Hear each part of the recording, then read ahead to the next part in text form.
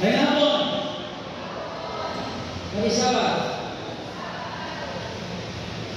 Dahil salamat sa inyo ang pagkakapon sa tuwang iway program o hindi ka na ako i-welcome ang tag-isa. Actually, magulang at tawag niyo ang message. Kato, kung ako yung mga sinatihan ganyan, kung sa mga ko, hindi mayo mga ison, hindi ko yung sa iglesia.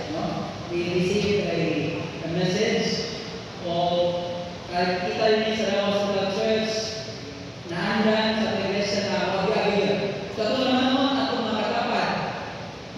Atong nasa ito, atubangan. Kapisawa.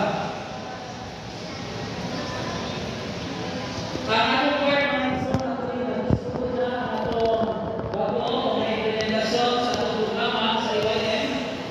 Ako lang karon ang magpasantol sa atong programa sa Israel.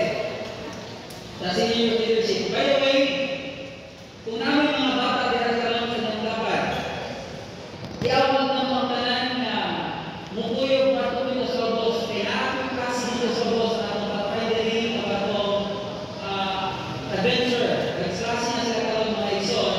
Kung nakita ninyo sa taas, ang atong klase ni Master Guide o senior youth. So, ang lang pasanto kadali mga ison before na mag-breakout session karon. So, kailangan tayo na print out na programa para karong kakaka sa loob. Ano naman niya siya? Nakalanay niya siya sulod sa isa katuig. Akong diyan niyo ang atong media to project once again sa